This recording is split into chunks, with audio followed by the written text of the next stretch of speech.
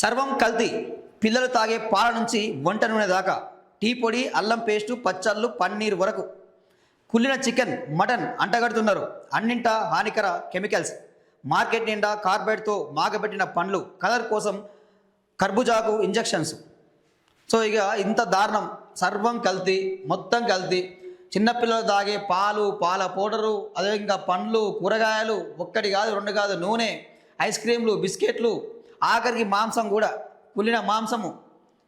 మనం చూసినాం కదండి, హైదరాబాద్లో మటన్ మాఫియా అని చెప్పి 14 టన్నుల మాంసం ఇక్కడ మహారాష్ట్ర నుంచి, ఉత్తరప్రదేశ్ నుంచి ఎక్కడైతే మేకలు చనిపోతాయో ఆ మేకల మాంసాన్ని, గొర్రెల మాంసాన్ని తీసుకొచ్చి ఫ్రిడ్జ్లలో పెద్ద పెద్ద ఫ్రిడ్జ్లు ఏర్పాటు చేసుకొని అందులో కెమికల్స్ కలిపి సో దాన్ని మొత్తం ఇట్లా నిల్వ ఉంచి అమ్ముతూ ఉన్నారు. మళ్ళీ ఎక్కడయ్యా అంటే ఇక్కడ వైన్ షాప్ వాళ్ళకి ఈ మటన్ మాఫియా టార్గెట్ ఏంది? ఎక్కడైతే ఈ వైన్ షాపులు ఉంటాయో, ఎప్పుడైతే ఇక్కడ బార్లు ఉంటాయో అవే టార్గెట్ వీళ్ళకి. ఇక సో అక్కడ ఏం చేస్తారు, అక్కడ ఫ్రై చేయడానికో తినడానికో అక్కడ అమ్ముతారు. ఎక్కడైతే రోడ్ల మీద స్ట్రీట్ ఫుడ్ ఉంటాయో సో అక్కడ ఈ ఫాస్ట్ ఫుడ్ సెంటర్లు ఇవి టార్గెట్ చేసుకొని వాళ్ళు అమ్ముతూ ఉన్నారు. సో దాని ద్వారా ఏంది, చాలా రకాల వ్యాధులు వచ్చే అవకాశం అయితే ఉన్నది. సో మరి ఫుడ్ సేఫ్టీ అధికారులు ఏం చేస్తున్నారా అంటే ఏం చేస్తారు, నిద్రపోతారు. గవర్నమెంట్ మంచిగా సాలరీలు ఇస్తుంది, 1 తారీఖు రాగానే జీతాలు పడతాయి. ఇక దీంతో పాటు వాళ్ళు కమిషన్లు ఇస్తారు, లంచాలు ఇస్తారు. సో అవి తీసుకుంటారు, పండుకుంటారు. ఎవరైనా కంప్లైంట్ ఇస్తే ఒక్క హోటల్ కాడికి పోతారు, అక్కడ చెక్ చేస్తారు. సో ఇక సీజ్ కూడా చేయరు, ఒక ఫైన్ వేసి వెళ్ళిపోతారు. ఆ హోటల్ని సీజ్ చేసే పరిస్థితి కూడా ఉండదు. సో ఇక్కడ కల్తీ నిల్వలు దొరికినాయి అని చెప్పి సీజ్ చేసి వెళ్ళిపోతారు. సో అది ఒక రోజు ముచ్చట అది. సో ఇప్పుడు ఏమైంది, సమ్మర్ రాబోతూ ఉంది, ఇక మామిడి పండ్ల సీజన్. ఇక మామిడి పండ్లు చూస్తే రోడ్ల మీద నిగనిగలాడతాయి. ఆ మామిడి పండ్లు చూస్తే నోరు ఊరుతాయి. అబ్బా చూడంగానే తినాలరా అనిపిస్తుంది. అంత అద్భుతంగా, అంత అందంగా కనిపిస్తాయి మామిడి పండ్లు. కానీ దాని వెనక ఏంది, కార్బైడ్ పెట్టి మాగబెడతారు. అదేవిధంగా ఈ కర్బూజాకు ఇంజక్షన్ ఇస్తారట. ఈ వాటర్ మిలాన్కు, అంటే వాటర్ మిలాన్ లోపల ఎర్రగా ఉండాలని చెప్పి దానికి కూడా ఇంజక్షన్లు ఇస్తూ ఉన్నారు.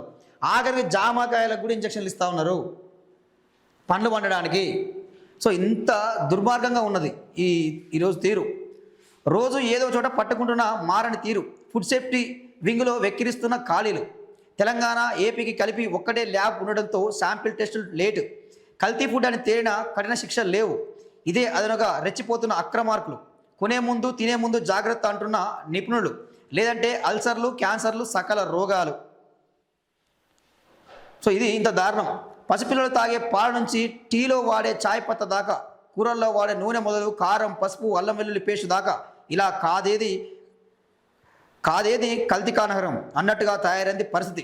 వేడి వేడి అన్నంలో వేసుకొని తినే పచ్చడి, అందులో పోసుకునే నెయ్యి, చిన్నారులు ఇష్టంగా తినే ఐస్ క్రీములు, కిరాణా షాపులో దొరికే తినుబండారాలు, హోటల్లో తాగే ఛాయ్, అందులో ముంచుకు తినే ఉస్మానియా బిస్కెట్స్, ఇలా ఒక్కటేమిటి మాత్రం కల్తీనే.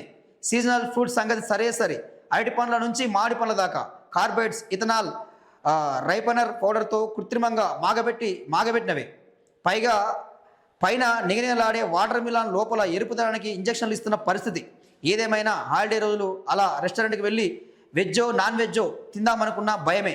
కుళ్ళిన చికెన్, మటన్, పన్నీర్ను మసాలాలు దట్టించి వడ్డిస్తుండడంతో రోగాలు తప్పేలా లేవు. రాష్ట్రంలో మరీ ముఖ్యంగా గ్లోబల్ సిటీ హైదరాబాద్ కల్తీ ఫుడ్కు కేర్ ఆఫ్గా మారింది.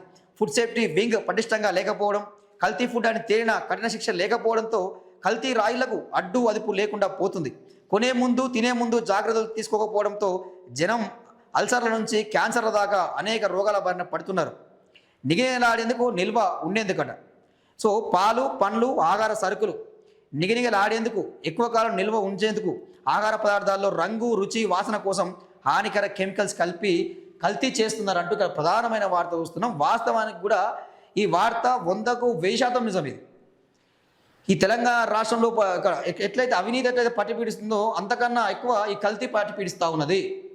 ప్రజా ఆరోగ్యం మీద ప్రభుత్వాలు ఎలాంటి దృష్టి పెట్టడం లేదు. మళ్ళీ ఇక్కడ మెయిన్ ఎక్కడ అంటే హైదరాబాద్లో ఈ కల్తీ ఎక్కువ జరుగుతూ ఉన్నది. ఇక్కడ అక్రమంగా పాలు తయారు చేస్తారు, అల్లం వెల్లుల్లి పేస్ట్ తయారు చేస్తారు. ఇక్కడ మాంసం, మంగళఘాట్లో పట్టుబడిన కుళ్ళిన మాంసం, 14 టన్నుల మాంసం దొరికింది. సో ఇక ఒక మంగళఘాటే కాదు, ఇక్కడ తెలంగాణలో ఎక్కడెక్కడ ఉన్నాయో తెలియని పరిస్థితి. మరి ఏం చేస్తుంది ఫుడ్ సేఫ్టీ అధికారులు, ఏం చేస్తూ ఉన్నట్టు, ఏం జరుగుతుంది అంటే ఏం లేదు, నిద్రపోతున్నట్టు. ఈ తెలంగాణ ప్రభుత్వం, ముఖ్యమంత్రి రేవంత్ రెడ్డి వీళ్ళు నిద్రపోతుర్రు. ప్రజా ఆరోగ్యాన్ని గాలికి వదిలేసిర్రు. ప్రజలను ఆరోగ్యంగా కాపాడాల్సిన పరిస్థితి ప్రభుత్వం మీద ఉంటుంది. సో చెకింగ్ చేయాలా, అవన్నీ ఏముండవు ఇక. ఎంతసేపు ఉన్నా కానీ రాజకీయ ఆరోపణలు, వాడిని వీడి తిట్టడం, వీడిని వాడి తిట్టడం, కాంగ్రెస్ వాడు బీఆర్ఎస్ వాడిని తిట్టడం, బీఆర్ఎస్ వాడు కాంగ్రెస్ వాడిని తిట్టడం, వీళ్ళిద్దరు కలిసి బీజేపీని తిట్టడం, ఒకరి మీద ఒకరు ఆరోపణలు చేసుకోవడం, మీరు స్కామ్ చేసిరు అంటే మీరు స్కామ్ చేసిరు, నువ్వు దొంగ అంటే నువ్వు దొంగ. సో ఇవే రాజకీయాలు ఇక. ఇంతకు మించి ప్రజా సంక్షేమం ఉండదు, ప్రజా ఆరోగ్యం ఉండదు, ఏది మాట్లాడారు. ఇది మనం ఎన్నుకున్న నాయకుల పరిస్థితి. సో దీని మీద కల్తీ మీద మేము చట్టం తీసుకొస్తామని చెప్పి బట్టి విక్రమార్క గారు మాత్రం మాట్లాడారు. మీరు చట్టాలు చేస్తే సరిపోదు, చట్టాలు చేసి మేము ఏదో చేసినామని చెప్పి పేపర్ స్టేట్మెంట్లు ఇచ్చుకుంటే సరిపోదు. కింది స్థాయిలో పనిచేయాలి, పోయి హోటల్లో, రెస్టారెంట్లలో, బార్లలో చెక్ చేయాలి, అక్కడ అసలు ఎలాంటి వాడుతున్నారని చెప్పి.